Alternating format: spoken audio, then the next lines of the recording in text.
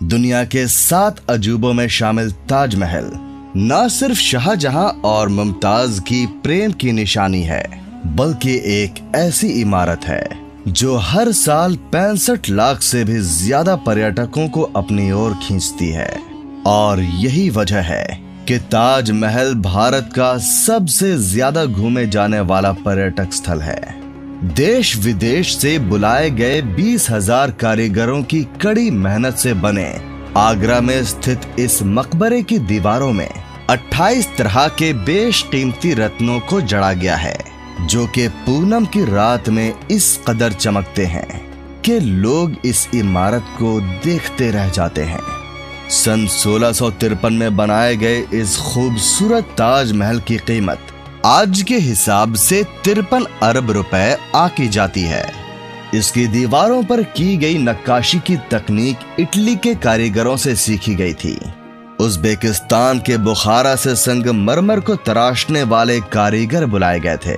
पत्थरों को तराशने के लिए बलूचिस्तान के कारीगरों को बुलाया गया था और कैलीग्राफी के विशेषज्ञ को ईरान से बुलाया गया था।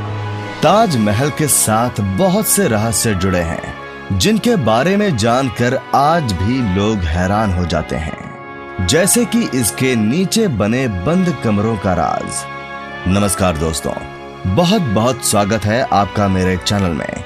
और आज मैं आपको लेकर जाने वाला हूं दुनिया की सबसे नायाब इमारतों में से एक ताजमहल में, और इसके इतिहास, वास्तुकला और रहस्यों से जुड़ी सारी जानकारी आपको इस वीडियो में देने वाला हूं।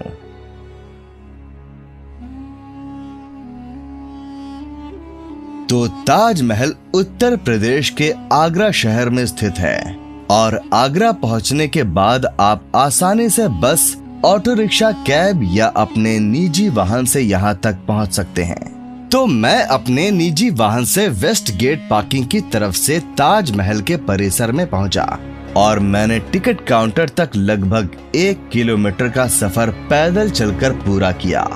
आप चाहें तो 20 रुपए प्रति व्यक्ति का टिकट लेकर इलेक्ट्रिक कार्ड से भी टिकट काउंटर तक पहुंच सकते हैं। मैं बताना चाहूंगा कि ताजमहल में प्रवेश करने का टिकट अगर काउंटर से लिया जाए तो 50 रुपए का है, और अगर ऑनलाइन बुक किया जाए तो 45 रुपए का है। और आपके पास कुछ सामान वगैरह है तो यहाँ फ्री लॉकर की सुविधा भी उपलब्ध है। तो आइए अंदर चलते हैं और इस बेमिसाल इमारत के बारे में विस्तार से जानते हैं। ये दरवाजा जिससे हम अंदर प्रवेश कर रहे हैं, इसको कहा जाता है वेस्ट गेट, यानी कि पश्चिमी दरवाजा। और यही वो गेट है जिससे शाहजहां ताजमहल के परिसर में प्रवेश किया करते थे। ये जो जगह आप देख रहे हैं, यहाँ शाहजहां के समय में मीना बाजार लगाया जाता था। और खास बात ये है कि इस बाजार की दुकानों को केवल महिलाएं ही चलाया करती थीं। 20-25 साल पहले तक भी यहाँ बाजार लगा करता था, लेकिन सरकार ने इसको स्थायी रूप से बंद कर दिया। उस जमाने में यहाँ आगरे का घाघरा चोली, चूड़ियां, संगमरमर और अलग अलग तरह के पत्थरों से बनाए गए सामान वगैरह मिला करते थे। इस जगह को ताजमहल का 4 गेट एरिया बोला जाता है, यानी कि यहाँ से ताजमहल के मुख्य परिसर के बाहर स्थित चारों दरवाजे और गार्डन देखे जा सकते हैं। पहला दरवाजा है वेस्ट गेट, जिससे हम अंदर आए हैं। दूसरा दरवाजा है यहाँ से दाईं ओर में बना साउथ गेट। इस गेट को शाहजहां के कारीगरों के लिए बनवाया गया था। तो ताजमहल को बनाने आए कारीगर और उनका परिवार इसी गेट से इस परिसर में प्रवेश किया करता था। आज भी इस गेट के पीछे की तरफ कॉलोनी बनी हुई है, जहां लोग कई पीढ़ियों से रहते आ रहे हैं। तीसरा दरवाजा है यहाँ से सीधी दिशा में बना ईस्ट गेट, जिसको वीआईपी गेट के नाम से भी जाना जाता है। शाहजहां के जो भी खास लोग हुआ करते थे, वो इसी ईस्ट गेट से अंदर प्रवेश किया करते थे। और खास बात ये है कि आज भी जब भी कोई वीआईपी ताजमहल घूमने आते हैं, तो वो इसी गेट से अपनी गाड़ी अंदर लेकर आते हैं। चौथा दरवाजा है मुख्य परिसर में प्रवेश करने के लिए बनाया गया बाईं ओर में स्थित ये रॉयल गेट।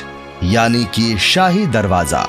इस शाही दरवाजे के ऊपर आप देखेंगे कि सफेद रंग के 11 गुंबद बने हैं।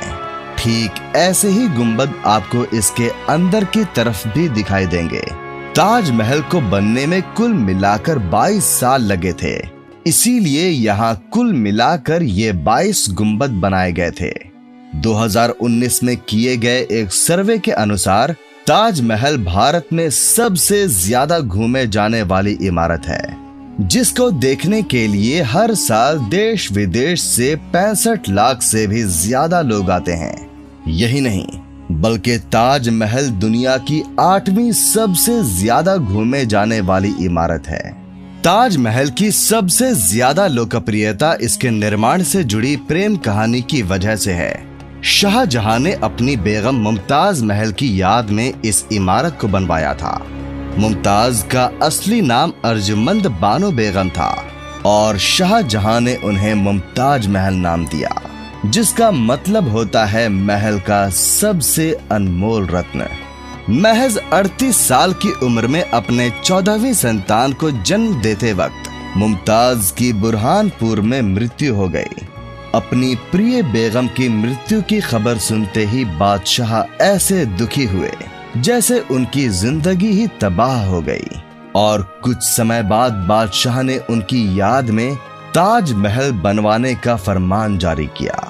ताजमहल का नक्शा पर्सिया के जाने माने आर्किटेक्ट उस्ताद अहमद लाहौरी ने 37 लोगों की टीम के साथ मिलकर तैयार किया था। ये वास्तुकार दुनिया के अलग अलग कोनों से बुलाए गए थे। आपकी जानकारी के लिए मैं बता देता हूँ कि ताजमहल की तरह ही दिल्ली के लाल किले के आर्किटेक्ट भी उस्ताद अहमद लाहौरी ही थे। ताजमहल का डिजाइन दिल्ली में स्थित हुमायूं के मकबरे से प्रेरित नजर आता है। हुमायूं शाहजहां के परदादा थे और उनका मकबरा हिंदुस्तान में आगे बनने वाली कई मुगल इमारतों के लिए प्रेरणा बना।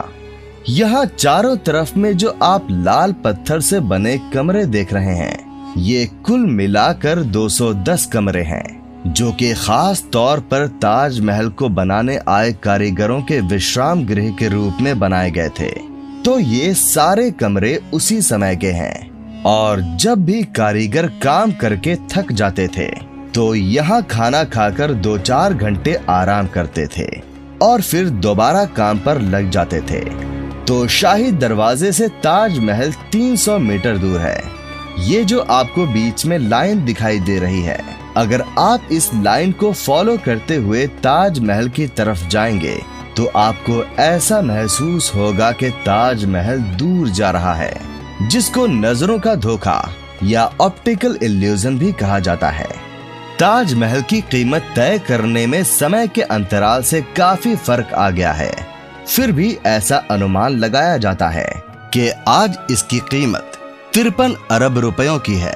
यहाँ आपको 2 तरफ में बनी ये लाल बिल्डिंग दिखाई देगी, जिनको ड्रम हाउस के नाम से जाना जाता है। तो शाहजहां जब भी ताजमहल के अंदर प्रवेश करते थे तो उनके स्वागत के लिए इन ड्रम हाउस में नगाड़े बजाए जाते थे। ऐसा कहा जाता है कि शाहजहां ने ताजमहल बनाने वाले मजदूरों के हाथ कटवा दिए थे, लेकिन इस बात का कोई प्रमाण मौजूद नहीं है। और बहुत से इतिहासकारों का मानना है कि शाहजहां ने मजदूरों और कारीगरों की जिंदगी भर की पगार देकर उनसे करारनामा लिखवाया था कि वो ऐसी कोई दूसरी इमारत नहीं बनाएंगे। ये जो सफेद संगमरमर से बना टैंक आप देख रहे हैं, इसको बादशाही टैंक के नाम से जाना जाता है। इसी जगह पर बैठकर शाहजहां ताजमहल को बनता हुआ देखा करते थे, और उनको कहीं भी कोई कमी लगती थी तो वो एक पत्थर हटवाकर दूसरा लगवाया करते थे। मैं बताना चाहूंगा कि ताजमहल को बनाने के लिए जिस सफेद संगमरमर का इस्तेमाल किया गया है, उसको राजस्थान के मकराना से लाया गया था, और यहाँ जितना भी रेड सैंडस्टोन यानी कि लाल बलुआ पत्थर लगा हुआ है, इसको फतेहपुर सीकरी से लाया गया था। जेड और क्रिस्टल चाइना से मंगवाया गया था। लेपिस लेज़ली अफगानिस्तान से आया था। डरकोइश तिब्बत से, जस्पर पंजाब से, सैफायर श्रीलंका से, और कार्नेलियन अरब से लाया गया था। कुल मिलाकर ऐसे ही 28 किस्म के बेशकीमती रत्नों को सफेद संगमरमर में जड़ा गया था। कहा जाता है कि इन सब चीजों को दूसरे मुल्कों से आगरा लाने के लिए 1000 से भी ज्यादा हाथी इस्तेमाल किए गए थे। ताजमहल के ऊपर आप जो भी काले रंग का लेख देख रहे हैं वो अरबिक भाषा में लिखा गया कुरान का पहला चैप्टर है। तो इसको लिखने के लिए किसी स्याही का इस्तेमाल नहीं किया गया है, बल्कि काले रंग के पत्थरों को काट काट कर इन मार्बल्स के अंदर बड़ी मेहनत से लगाया गया है। बताया जाता है कि जो भी कारीगर इन पत्थरों को काटने का काम करते थे, उनकी उंगलियां घिसने से खून भी निकलने लगता था। इसीलिए ये काम बेहद मुश्किल हुआ करता था। इस कैलीग्राफी को डिजाइन करने वाले शख्स का नाम अब्दुल हक था, जिसे ईरान से बुलवाया गया था। और बताया जाता है कि शाहजहां ने उसकी चकाचौंध कर देने वाली कला को देखते हुए उसे उपाधि के तौर पर अमानत खान नाम दिया था। ताजमहल का निर्माण आज से करीब 400 साल पहले 1631 में शुरू हुआ था और ये 22 साल बाद 1653 में पूरा बनकर तैयार हो गया था, जिसके पीछे 20,000 कारीगरों और मजदूरों की कड़ी मेहनत शामिल थी। ताजमहल को बनाने के लिए हर चीज को हीरे की तरह परख कर चुना गया था। इसकी दीवारों पर जो नक्काशी है, इसकी तकनीक इटली के कारीगरों से सीखी गई थी। उज़्बेकिस्तान के बुखारा से संगमरमर को तराशने वाले कारीगर बुलाए गए थे और पत्थरों को तराशने के लिए बलूचिस्तान के कारीगरों को बुलवाया गया था।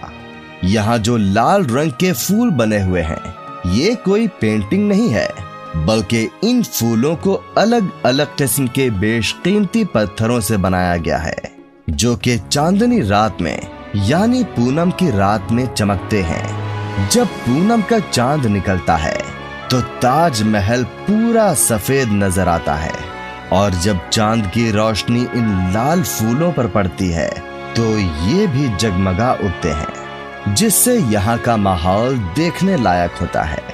तो अगर आप भी पूनम की रात में ताजमहल को जगमगाते हुए देखना चाहते हैं तो आपको उसके लिए 1000 रुपए का टिकट लेना होगा।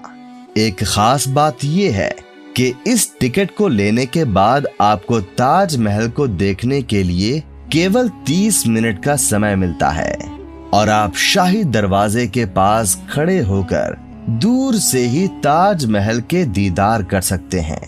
ताजमहल से जुड़ी एक खास बात यह भी है कि दूसरे विश्व युद्ध के दौरान सरकार ने मुख्य मकबरे के चारों ओर बांस का घेरा बनाकर सुरक्षा कवच तैयार कराया था, जिससे कि हवाई जहाजों को भ्रमित किया जा सके, और ये खास घेरा जर्मन और जापानी हवाई हमलों से सुरक्षा प्रदान कर पाए।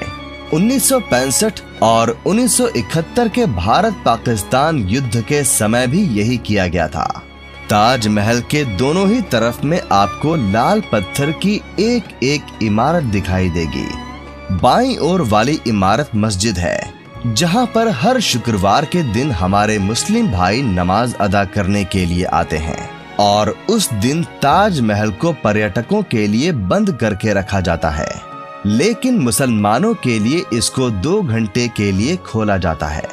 दाईं ओर में जो लाल पत्थर की इमारत आप देख रहे हैं, वो शाहजहां के समय का मेहमान खाना यानी कि गेस्ट हाउस हुआ करता था।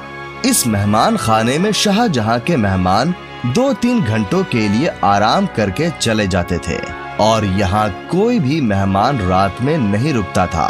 मेहमानों के सोने का इंतजाम आगरा के किले में किया जाता था, क्योंकि वहाँ मेहमानों के ठहरने के लिए खास तौर पर कक्ष बनाए गए थे।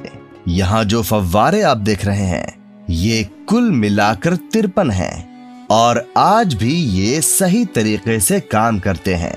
इनमें से कोई भी फव्वारा नया नहीं है, बल्कि ये उसी जमाने के हैं जब ताजमहल बनवाया गया था।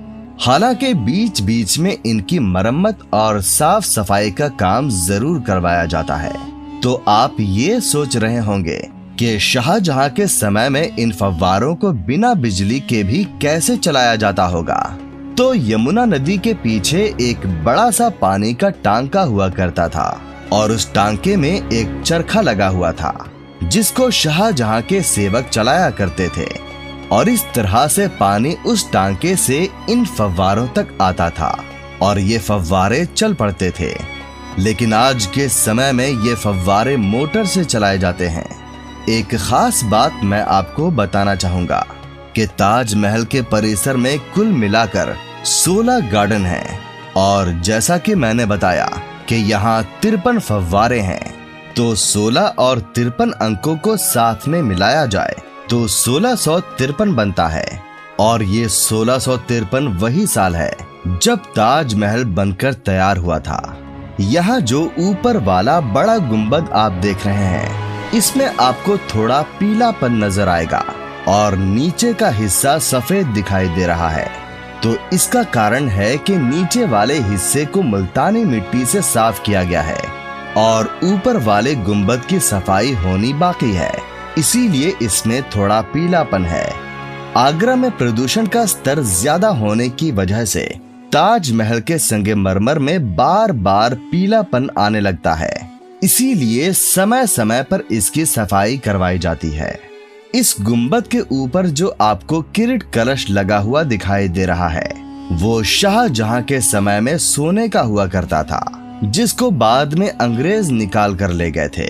इसीलिए सरकार ने यहाँ पीतल का कलश लगा दिया। यही नहीं बल्कि 1857 की क्रांति के दौरान अंग्रेजों ने ताज को काफी नुकसान पहुंचाने की कोशिश की थी और उन्होंने लैपिस लाजुली जैसे कई बेशकीमती रत्नों को ताजमहल की दीवारों से खोद कर निकाल लिया था। शायद आपको जानकर हैरानी होगी कि ताजमहल की जो 4 मीनारें हैं, ये बिल्कुल सीधी नहीं खड़ी हैं, बल्कि ये चारों बाहर की ओर हल्की झुकी हुई हैं। इन्हें ऐसा जानबूझकर बनाया गया था ताकि भूकंप जैसी आपदा आने पर अगर ये गिरे भी तो बाहर की ओर गिरें और मुख्य मकबरे को कोई नुकसान न पहुंचे। तो अब कुछ सालों से 50 रुपए के टिकट में इस प्लेटफॉर्म के नीचे के हिस्से तक ही जाने की अनुमति होती है और अगर आपको ऊपर के हिस्से में जाना है तो आपको कुल मिलाकर 250 रुपए का टिकट लेना होगा। ऊपर के हिस्से में शाहजहां और मुमताज की कब्र मौजूद है, जिसको देखने के लिए आप चाहें तो 200 रुपए ज्यादा खर्च कर सकते हैं। ताजमहल की नींव बनाते समय इसके चारों ओर बहुत से कुएं खोदे गए और इन कुओं में ईंट पत्थर के साथ साथ आबनूस और महोगनी की लकड़ियों के लट्ठे डाले गए। ये कुएं ताज की नींव को मजबूत बनाते हैं। आबनूस और महोगनी की लकड़ियों की खासियत ये होती है कि इन्हें जितनी नमी मिलती रहेगी, ये उतनी ही फौलादी और मजबूत बनती रहेंगी और इन लकड़ियों को नमी ताज के पास बहने वाली यमुना नदी के पानी से मिलती है। एक खास बात यह है कि यमुना नदी के पानी का स्तर हर साल घटता जा रहा है और लकड़ियों में नमी की कमी आती जा रही है। यही वजह है कि सन 2010 में ताजमहल में कुछ दरारें भी देखी गई थीं। ये सामने की ओर से यमुना नदी बह रही है। इस नदी के पीछे की ओर में आपको एक गार्डन दिखाई देगा जिसको कहा जाता है मेहताब बाग। आप जब भी कोई फिल्में देखते होंगे जिसमें ताजमहल को पीछे की तरफ से दिखाया जाता है, उनकी शूटिंग इसी मेहताब बाग में की जाती है। बताया जाता है कि शाहजहां अपने लिए मेहताब बाग में एक काला ताजमहल बनवाने वाले थे, लेकिन उनके बेटे औरंगजेब को लगा कि अगर ऐसा हुआ तो सारा खजाना उस काले ताज को बनाने में खर्च हो जाता और उसके हिस्से में कुछ नहीं आता। इसीलिए उसने ऐसा होने नहीं दिया और शाहजहां को आगरा के किले में बंदी बना लिया। आगरा के किले में मुसम्मन बुर्ज में शाहजहां को कैद किया गया था, जहां से बैठकर वो रोजाना घंटों तक ताजमहल को देखा करते थे।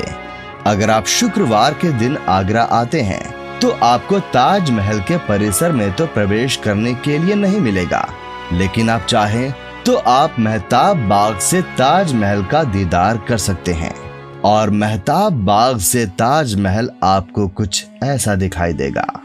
यहाँ आपको ये खुफिया सुरंग भी दिखाई देगी जो कि ताजमहल के बेसमेंट से होते हुए सीधा आगरा के किले में जाकर खुलती थी। तो ये है आगरा के किले में मौजूद वो जगह जहाँ ये खुफिया रास्ता खुलता था। बताया जाता है कि शाहजहां की मृत्यु के बाद उनकी बेटियां रोशन आरा और जहां आरा उनके शव को इसी खुफिया रास्ते से ताजमहल तक ले गई थीं। ताजमहल के नीचे 22 ऐसे कमरे भी मौजूद हैं जो आज तक भी राज बने हुए हैं। इन कमरों में क्या है ये हर कोई जानना चाहता है, लेकिन ये कई दशकों से ऐसे ही बंद पड़े हैं। आइए अब हम ऊपर के हिस्से में चलते हैं। तो जैसा कि मैंने आपको बताया था कि यहाँ तरह तरह के जेमस्टोन लगाकर फूल बनाए गए हैं जो कि चांदनी रात में चमकते हैं। देखने में भले ही ये कांच जैसे लगते हैं, लेकिन ये सभी जेमस्टोन्स हैं जो कि पूनम की रात में चमकते हैं। यहाँ जितने भी जेमस्टोन्स लगाए गए हैं ये भारत के नहीं बल्कि दूसरे मुल्कों से लाए गए थे। तो हर स्टोन को काट काट कर बड़ी बारीकी से मार्बल के अंदर फिट किया गया था।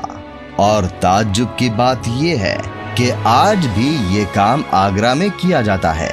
यहाँ जो हरा पत्थर आप देख रहे हैं ये है एमरल्ड यानी कि पन्ना, जिसको अंगूठियों में भी लगाया जाता है। जो लाल रंग का पत्थर है उसको कहा जाता है कोरल यानी कि मूंगा, और इसको भी अंगूठियों में पहना जाता है।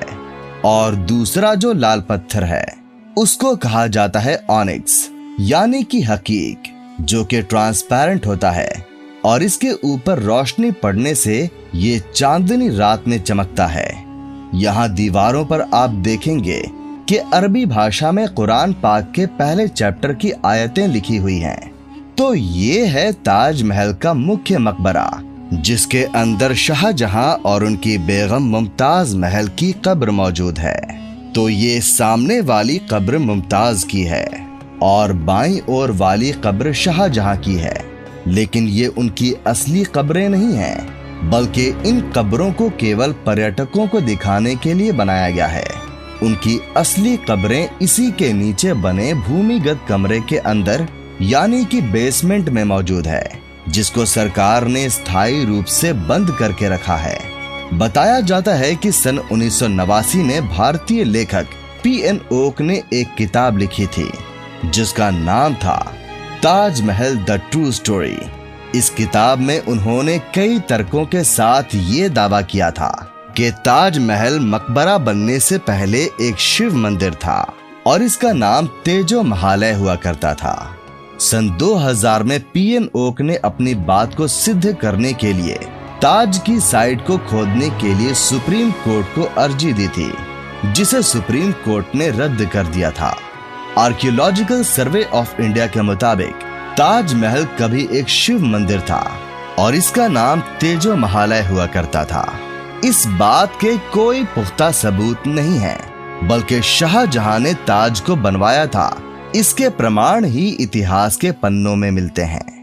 तो ये था आगरा में स्थित ताजमहल से जुड़ा रोचक इतिहास और तथ्य। अगर आप चाहते हैं कि मैं किसी खास इमारत का वीडियो आपके लिए बनाऊं, तो उस जगह का नाम नीचे कमेंट करके जरूर बताइएगा।